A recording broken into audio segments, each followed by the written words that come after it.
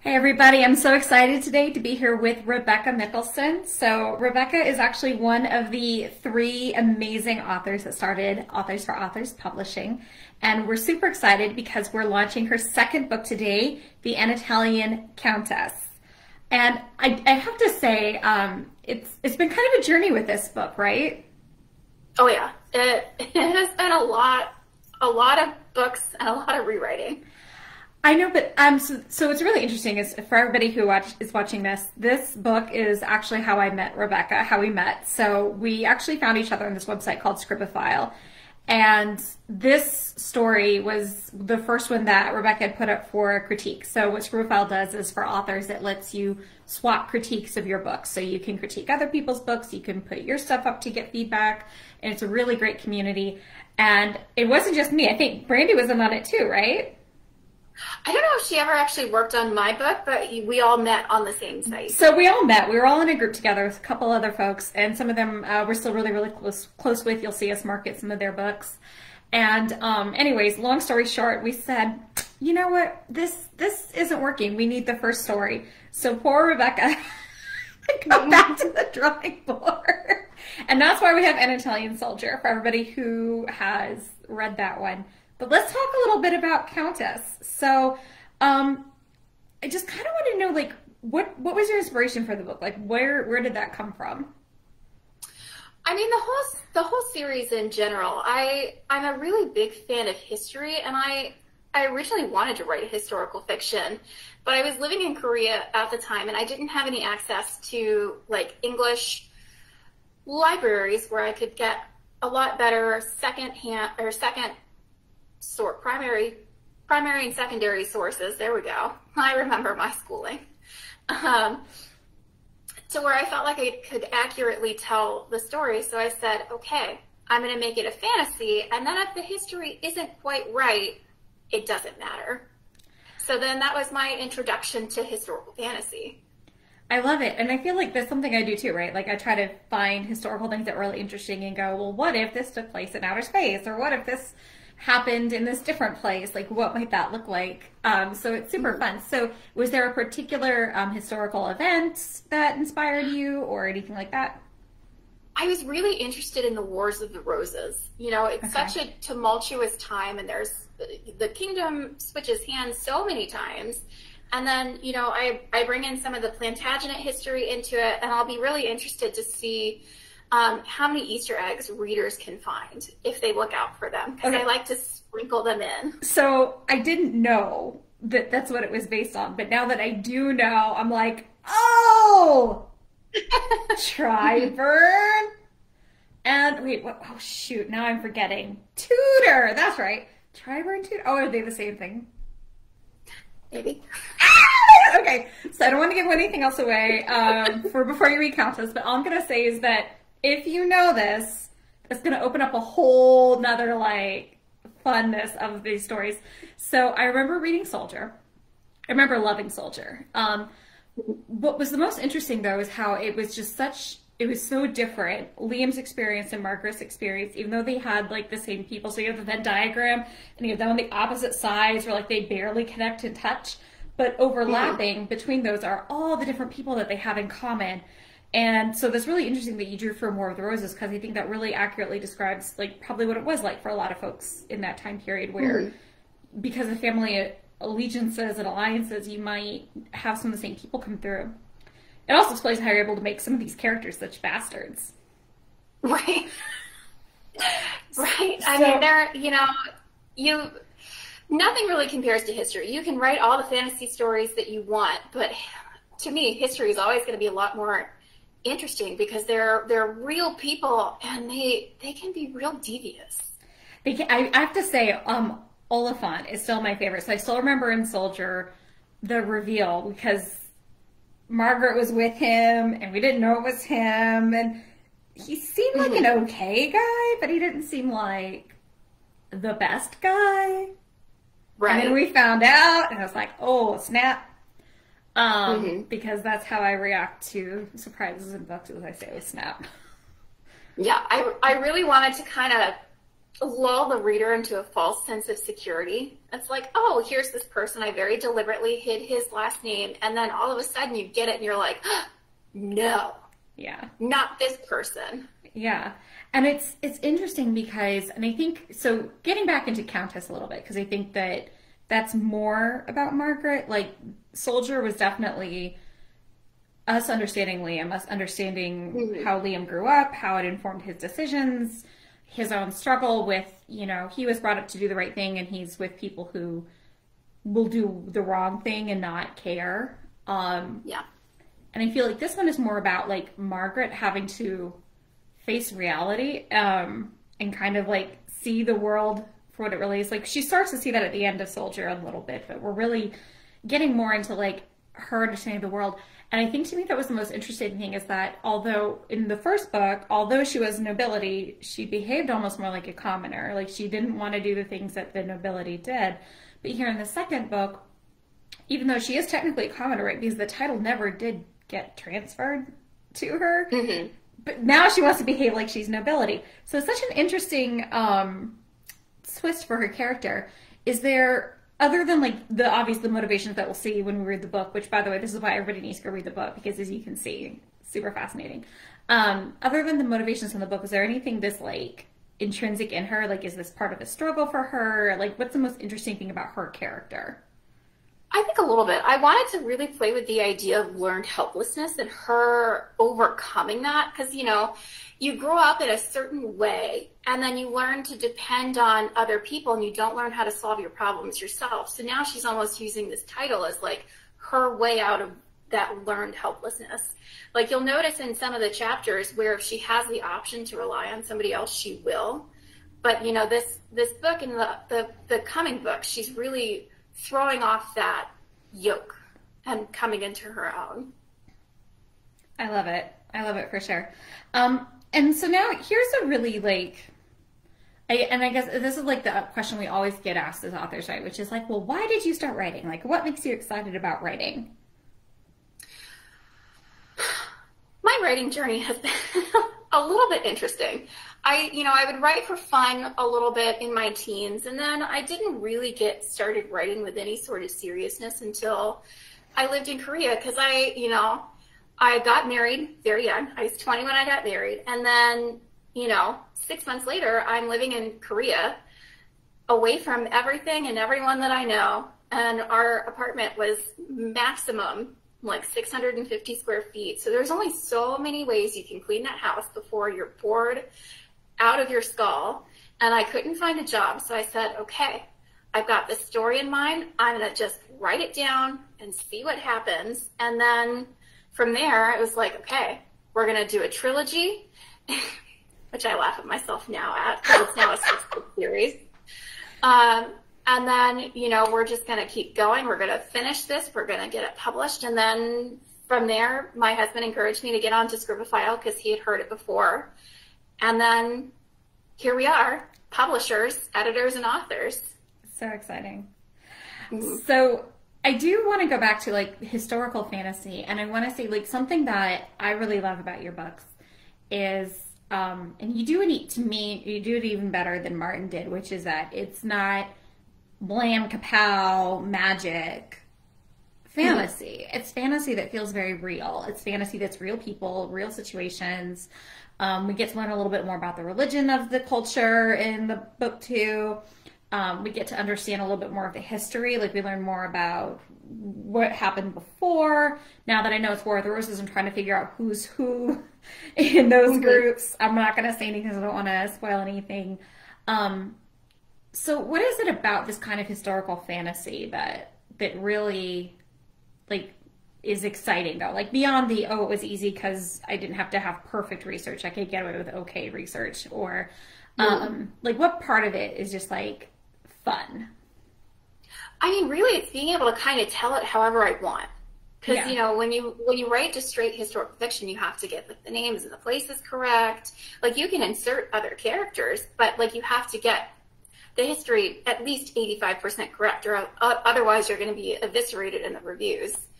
So, that was really fun. And it's a little bit funny that you mentioned Martin, because he was also inspired by the Wars of the Roses.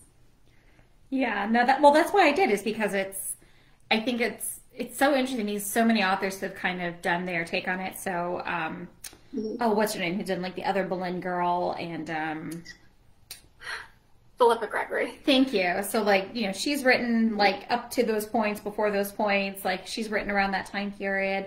It's really popular. I mean, for crying out, Shakespeare did it, although Shakespeare had political reasons to do it. So I don't think you have political. I don't think you're trying to like prove the Tudor dynasty is definitely the one that has the divine right of kings. So, so you are a little free from that perspective, at least. But it really is interesting. It was such an interesting time, and there's so much going on. So everybody who's watching, we do have book 2 coming out today, tomorrow, Sunday. Yeah, we have book 2 coming out Sunday. But in case you haven't read book 1 yet, what we're actually going to do is Becky's going to read a little bit from book 1, and then we're going to come back and maybe just do a little bit of a wrap-up, follow-up, talk about what's coming up next with the series and some of your other works in progress. And that'll be that for the day. All right, so I'm going to actually mute myself. And here we are. We're going to get a special reading from the Anantalian Soldier from Rebecca Mikkelson. Okay, let me just grab my book. Last time I did a reading for this, I did not actually have a physical book. So if you want my book, you can get it in hardcover, paperback, and ebook. It's currently on sale for 99 cents on the ebook.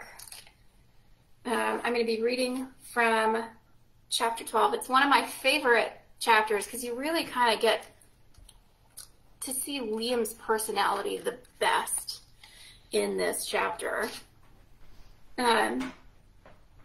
The day's march was long and tiring. Liam wiped his glistening brow with the back of his hand as he walked. The scouts said they would reach their first destination in a few hours. They only made it 10 miles that day, and at this rate, it would take them 2 months to reach Cilicia. It had been only a week, but with I promise I know how words work. But with their size, the army had to frequently resupply and could not travel more than 2 leagues a day with the soldiers carrying their packs and warring supplies. Partner up, men. This camp needs to be set up within the hour, Lord General Crompton bellowed up to the crowd. We can't have an incident like last night where we almost didn't have a shelter. Yes, sir, Liam answered with the rest of the men. He jogged over to his commander, pack mounting behind him. Do you need any help setting up your tent, sir? Do I need help? Crompton looked amused. I've been setting up my own tent since before you were born, and I don't need you slowing me down. I saw your work you did yesterday. Yes, sir. Sorry, sir. Crompton shook his head, laughing. Do I need help? He muttered as he walked away, laughing again. His lips pursed. Liam went to find Joran. Let's get this over with. I'm ready to get off my feet. I'll grab a tent off the wagon. Joran dropped his pack next to Liam before he joined the line of men for their supplies. Liam gratefully threw his pack down and helped set up their tent when Joran returned. He was thankful it was only 2 men to a tent and he could share it with someone he liked. Last night had proved if you didn't find the right person to share your tent with, there would be fighting, and there had to be lots of fighting between the men. Liam climbed onto his bedroll and took his boots off, rubbing his blistered feet. Be kind and put those back on, Joran boisterously jested. Liam rolled his eyes and continued rubbing his sore appendages. All the soldiers had been given new boots and lacked the proper time to break them in before the march started. Be quiet and sit down. Joran complied, stretching on his bedroll. Did you see Elaine at all before we left? Liam inquired, realizing he'd never asked. Joran's dimpled grin said it all. She likes the idea of a soldier going off to war. Liam chuckled at him. You've finally gotten what you wanted, then. Do you think she'll be there when you return? I guess we'll have to wait until we return, won't we? Joran asked. I suppose we will. Liam groaned when someone shook him awake. He cracked his eyes open to glare at Joran. Leave me alone. It isn't even light out yet. That sound, my friend, is the rain. He shook Liam again. We have to help roll up the tents before they're too heavy to carry. Shouldn't we just stay here until it stops raining? Liam ran a hand over his face and grimaced at how sticky his skin was with the humidity. Lord General Crompton wants to travel as far as we can today. Every step counts when it comes to getting to Cilicia. Liam sighed, pulling on his boots before he got off his bedroll and packed it up. How much of the camp is done? Maybe a quarter of it. The other men are having a hard time dragging themselves out of bed with this weather. Jordan began pulling at the bindings, keeping the burlap in place. Liam helped him. Why did no one have these waxed? It's spring, for heaven's sake. It rains. Why don't you ask the Lord General about that? Jordan grinned. I'm sure he'd be happy to answer all of your resentful questions. I'm sure he would be, Liam grimaced. He couldn't seem to get on the Lord General's good side, despite his best efforts. Once the canvas was off its frame, Liam and Jordan held it between them to wring it out. The water poured from the fabric, creating a puddle. They moved as quickly as they could to avoid the tent being soaked through again before they could put it in its bag. Liam grimaced. It would mildew by the time they had to take it out again. Whoever had neglected waxing the tents would make them all suffer. The bag, at least, had been waxed to keep the water out. Maybe after this, the Lord General would order them to take a day to properly prepare their tents for this type of weather. It would do none of them any good if half of the army grew sick from sleeping wet. The frame was torn down next and added to the same bag as the canvas. I'll take it to the wagon, Liam offered, holding the muddy bag away from himself. You sure? He nodded, scowling when the ground squelched as he walked. They would be lucky if they had only 3 broken ankles on their march today. Liam shook his head when he saw another soldier slip in the mud on his way to the supply wagon. This is pure idiocy, he muttered to himself. What was that, Private? Liam jumped, sliding in the mud. He went down hard, landing on his back. He groaned, trying to sit up. Hands came under his arms and lifted him from the ground with ease. It was the Lord General. His mouth formed a hard line while he glared at Liam. Sir? Do you have something to say to me, Private? No, sir. Liam stood straight, keeping his hands tightly to his sides. The Lord General stepped closer to him. He was a shorter man than Liam, but it made no difference. He had the presence of a giant when he was angry. Are you sure you don't want to tell me how idiotic this move is? Liam hesitated. Well? Sir, I'm worried for the men. This mud will only make it harder to move, and we could lose several men to broken bones. Do you think all of Anatalia is made of mud, Private? Well, no, sir, but do you think I would risk good fighting men because I want to get to Salacia sooner? No, sir, but I don't need to explain my orders to you, Private, but just a league past that grove over there are several grassy fields that can be easily walked on and won't sink when we move the camp there, Crompton said. Don't question me again. Yes, sir, Liam said as Crompton walked away. He slouched and let out a sigh when the Lord General was out of sight. Good going, Liam. He really likes you now. He tossed the tent into the wagon and returned to Jordan and his pack. What happened to you? Jordan asked, laughing. You're covered in mud. The Lord General surprised me when I was telling myself how stupid this was. Jordan laughed again, bending in his middle. Oh, I'm sure he loved that. He did, so much so I got a talking to.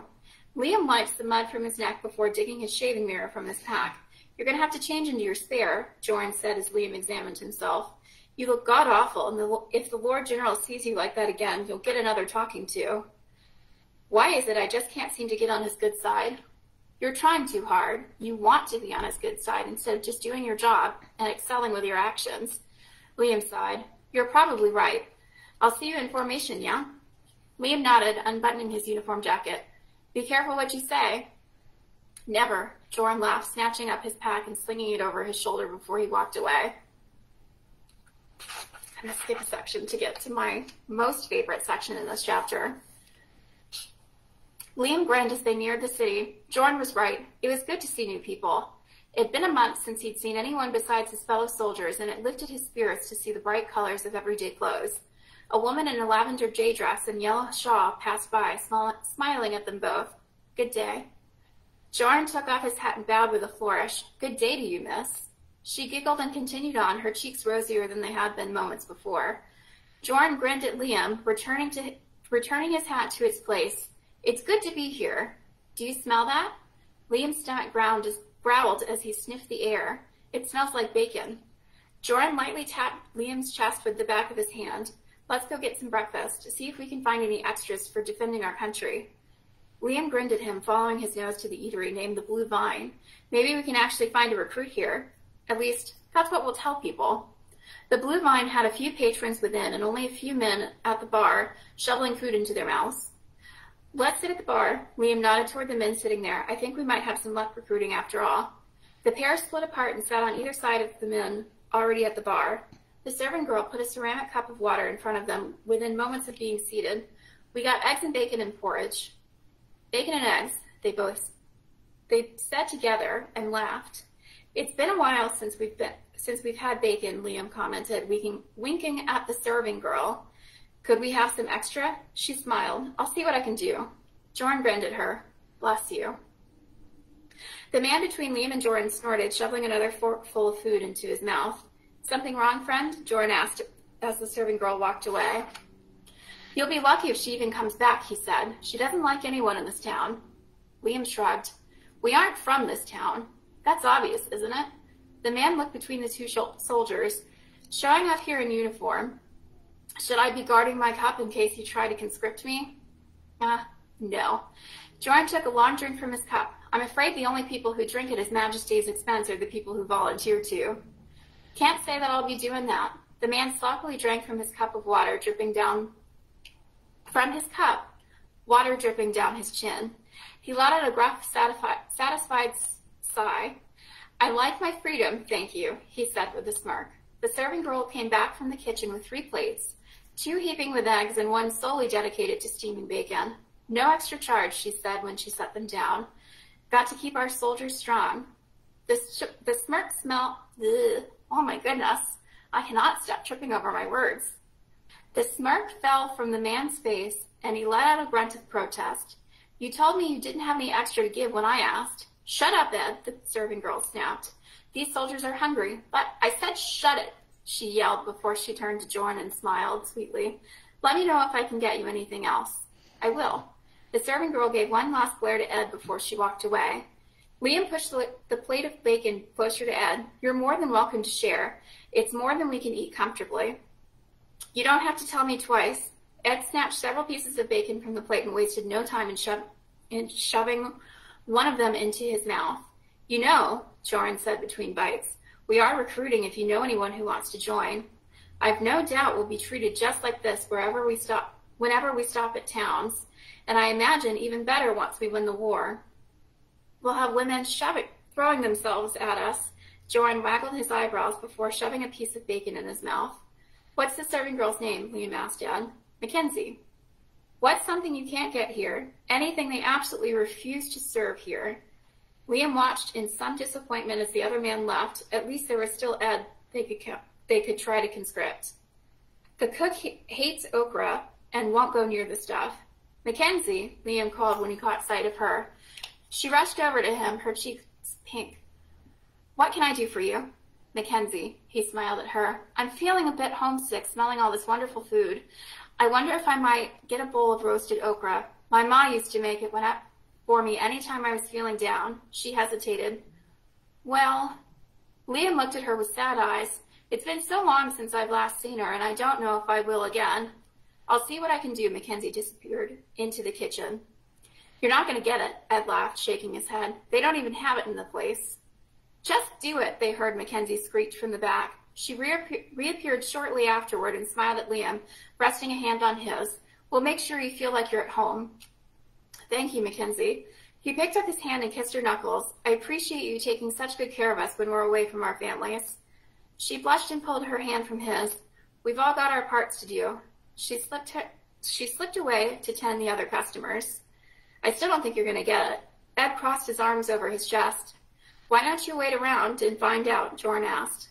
Ed laughed. You think I'd leave now? Liam snorted, clapping him on the shoulder. Have some more bacon, Ed. 30 minutes later, Mackenzie presented Liam with a steaming bowl of roasted okra. I hope it's just as good as your ma's. Ed's jaw dropped as he stared at the forbidden food. You actually got it. Women love a soldier, Jordan reminded him, grabbing a piece of okra and popping it in his mouth. Where do I sign up? And that is a reading from the Anatalian Soldier. I love that so much. Mm-hmm. Yeah. There's actually a little Easter egg from history in that scene. Oh, really? Like, tell us about it. There is. So, you know at the bars where they say bottoms up and they lift their glass? Yeah. So the reason why bars have glass bottom cups is because soldiers used to go through and slip coins into the glasses, and if you drank the drink with the coin in there, you could be conscripted, because now you've drank on His Majesty's or Her Majesty's money. Oh, is that where like the coin check comes from in the military Yeah. too? They all have to show their coin. Oh, that's so cool. That's so fun. Mm-hmm. So let's pivot to what else is coming for me. Like, what else can we look for? So we have Anatalian Book 2 coming out on Sunday. It's more than a trilogy, as you said. So there's Book 3. How many books are we thinking here? So it's going to be a six book series. Okay. Book 1 got split into 3 books by itself, and then we finally finished out with the original plan for books 5 and 6. 4, 5, and 6. Okay. Somewhere in there. So book 3 is going to come out in December. I'm currently rewriting it because it needs it. I want to give the readers the best book that they can get. And then my brain won't shut up. So I've got a lot of other ideas swirling around, and two of the books that I have planned currently are standalone novels. One is a retelling of Hades and Persephone, because I always found that myth so interesting, especially because Hades gets such a bad rap for everything that he does. But if you look at all the Greek gods in there, he's the least problematic of all of them. Like, you mean he's the least rapey and the least... Yeah. The least... Yeah, I mean, in the myths, there's only potentially one person. He never cheats on his spouse unless you count Minthi, which is kind of debatable on whether or not he had relations with her before Persephone or after Persephone. You get different stories all the time. But then there's Zeus, who Hera was like going after his offspring because she was so like, don't get mad at the man, go after the kids, right? Because that makes sense. Yeah. So, and then the other one is it's going to be a portal fantasy. It's my first dive into like genuine magic in a book, because I have avoided it in this series because I'm a little scared to create the rules for it. So it's like, if I don't have to have magic in it, I won't. Well, I mean, it's, you know what though, is I think like, I love Sanderson, but I think that he popularized this one way of putting magic in so well with his rules and how to like build it that, I feel like it almost makes it hard sometimes, right? Because soft magic is a thing. And J.K. Rowling was writing Harry Potter, and the rules for that were kind of, this is the rule I need for this book right now. And then it kind of like, that was the rule for that book. And then it really didn't come back a whole lot. So it's, this at least is what I tell some of our other authors is, do what works. Like if it's a soft magic system, it's a soft magic system. I love portal magic though. So I think it's Kindred by Octavia Butler. It's one of my favorite portal magics. And it's almost more like magical realism than that book, but it's really, really good. And I think I know you and Brandy are really big fans of Outlander. Yes. Which is also portal magic. Cool. So any details you want to share yet, or do you want to wait until it's a little more? It plays on the Arthurian myths. So the protagonist, she is going to be like Arthur's heir. He didn't have any children. And then it's like this alternative Earth that's still sort of in that era. It progressed to maybe the 17th, 18th century. So for that world, it has progressed a lot, because that myth happened around, the 10th century at the most.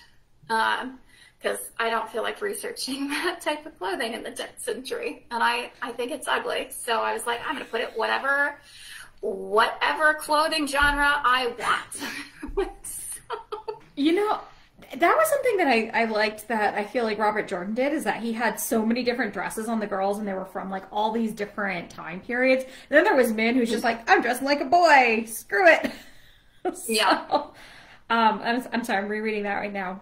That's actually a really cool idea. I feel like maybe that's the challenge we should do for NaNoWriMo on our Twitter feed, right? Like swap clothing with a different time period or a different culture. And oh yeah, that would be interesting. And how does that change your book?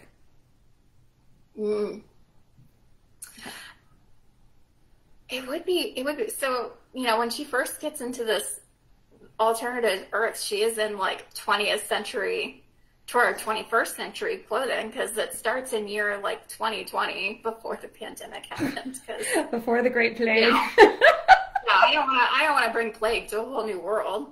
Why so not? like she's in normal people clothes that we are familiar with, and she gets into this world, and so far there aren't any consequences, but there probably should be.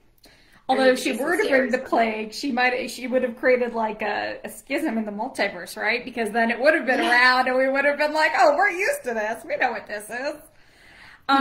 You know, it's really interesting too. It might be like for portal magic, or I guess what like kind of captivates me is they've done studies like about how far back could you go, and you could still understand the language and people could still understand you. And I think we could go to about Shakespeare's time and we'd struggle. Like we would all struggle, but we could understand each other. But if we went any further back than that, it's so far away, it's no longer the same language. And so there's that suspension of disbelief in portal magic. And we're supposed to be talking about Anatalian, but like here we are. This is what happens when we get together. You know, it's still going to be one of my books, so it's okay. Yeah, so portal magic, Hades and Persephone. I love mythology retellings. So this all sounds super exciting. So, for the fans who are watching and for anybody who's interested, so you can get both Anatalian Soldier and Anantalian Countess for 99 cents as an ebook. They're amazing books. Book 1 sets you up for book 2 to be like the most awesome roller coaster ride of a book you can imagine. Yeah. So book 2 is a lot faster paced than book 1. So if you thought it was a little bit slow, just wait until you get to book 2. And it's really character based. So for those of you who really enjoy just seeing characters, there's an underpinning like will they, won't they love between Liam and Margaret, and it's a super slow burn. So for those of you who really like that, if you think back to like your middle school, high school crush that you could never really tell them you like them and they could never tell you, definitely kind of get like that kind of vibe from it. It's like you want them to just kind of like go for it. So it's really well written from that character point of view.